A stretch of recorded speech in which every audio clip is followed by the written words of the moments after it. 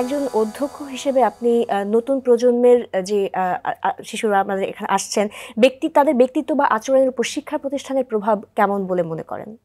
আমাদের একটা অনেক মানুষের মধ্যে একটা ভুল ধারণা আছে যে আমরা এডুকেশন বলতে তারা যেটা মনে করেন যে একটা সন্তান স্কুলে আসবে, একটা ক্লাসে ঢুকবে, ক্লাসে একটা লেকচার হবে, লেকচারটা সে আয়ত্ত করার চেষ্টা করবে, তারপরে বাসায় যাবে, বাসায় গিয়ে সেই লেকচারটা আবার সে রিভাইজ করবে, পড়বে, পরীক্ষায় অ্যাপিয়ার করবে এবং ভালো একটা গ্রেড নেবে।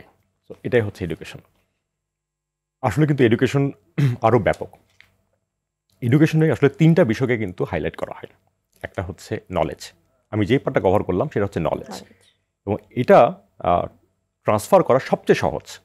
একটা লেকচারের মাধ্যমে, এই যে আমরা এখন কথা বলছি, এই কথার মাধ্যমে আমরা কিছু কিছু নলেজ শেয়ার করছি, এটা সবচেয়ে সহজ।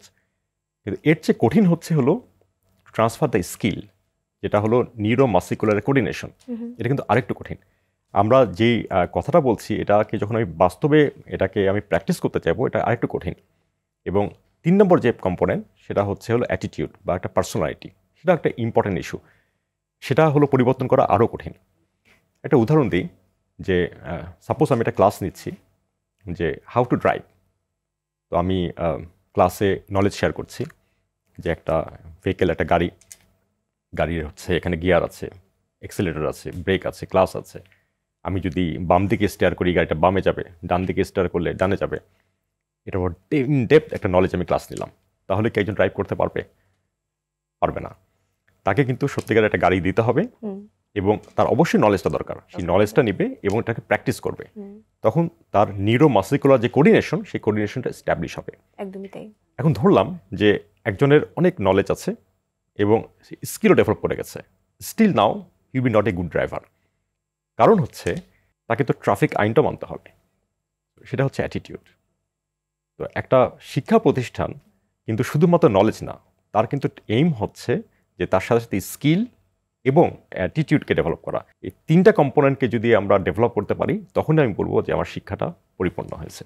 একদমই তাই। আমরা স্যার অনুষ্ঠানের একেবারেই শেষ পর্যায়ে চলে এসেছি। ছোট্ট করে যদি একটু জানতে চাই যে শুধুমাত্র কিন্তু আমরা যে শিক্ষাক্ষেত্রে সফলতা, কারণ আমরা জিপিএ 5 এর জন্য সবসময় দৌড়াদৌড়ি করি, গ্রেডটাকে সবসময় আমরা একদম হায়ার একটা হিসেবে, মানদণ্ড হিসেবে আমরা আসলে সিলেক্ট করে থাকি। এটাই কি আসলে শিক্ষার্থীর সার্বিক সফলতার মূল মানদণ্ড হওয়া উচিত কিনা? একজন অধ্যক্ষ এবং মনোবিজ্ঞানী হিসেবে আপনার অভিমতটা জানতে চাচ্ছি। একেবারেই না। অবশ্যই শিক্ষা একটা ইম্পর্টেন্ট ইস্যু এবং গ্রেডও একটা ইম্পর্টেন্ট ইস্যু। কিন্তু এর সাথে সাথে আমি একটু আগে যেটা বলছিলাম যে স্কিল অ্যান্ড অ্যাটিটিউড, এটা হচ্ছে সমান গুরুত্ব বহন করে। একদমই। আমরা যদি চিন্তা করে দেখি যে আমি কথা বলছিলাম যে ইমোশনাল ইন্টেলিজেন্স, এটা কিন্তু খুব ইম্পর্টেন্ট একটা বিষয়। ইমোশনাল ইন্টেলিজেন্সের যদি বাংলায় সহজ কথায় বলি, সেটা হচ্ছে যে আমরা একটা কমন কথা ব্যবহার করি, স্থান কাল পাত্র বুঝতে পারা।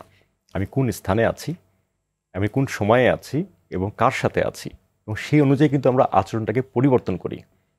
এটা কিন্তু সফলতার জন্য খুবই ইম্পর্ট্যান্ট একটা ইস্যু। এর সাথে সাথে সোশ্যাল স্কিলের কথা চিন্তা করে দেখেন, যে সোশ্যাল স্কিল যদি আমার না থাকে, আমি অনেক জানি কিন্তু আমার সোশ্যাল স্কিল নাই, সো আমি তো এটা কমিউনিকেট করতে পারছি না। আমি তো যখন কাজ করব বাস্তবে, তখন তো আমাকে টিম হিসাবে কাজ করতে হবে। তো তখন তো আমি একজন ইফেক্টিভ টিম মেম্বার হতে পারছি না। এবং সবচেয়ে বড় আরেকটা যে কম্পোনেন্ট দরকার, সেটা হচ্ছে ইন্টিগ্রিটি, সততা, নৈতিকতা। আমি খুবই ইফেক্টিভ, আমার পড়াশোনায় খুবই ভালো, আমি খুবই ভালোভাবে সবার সাথে মিশতে পারি, কিন্তু আমার মধ্যে যদি সততা বা ইন্টিগ্রিটি না থাকে, তাহলে কিন্তু আমি দেশের জন্য রিসোর্স না, আমি কোনো বোঝা। তবে একটা সফল ব্যক্তি হতে গেলে পড়াশোনার সাথে সাথে বাকি সবকিছুরই একটা মেলবন্ধন থাকতে হবে। হচ্ছে একটা কম্বিনেশন থাকা প্রয়োজন।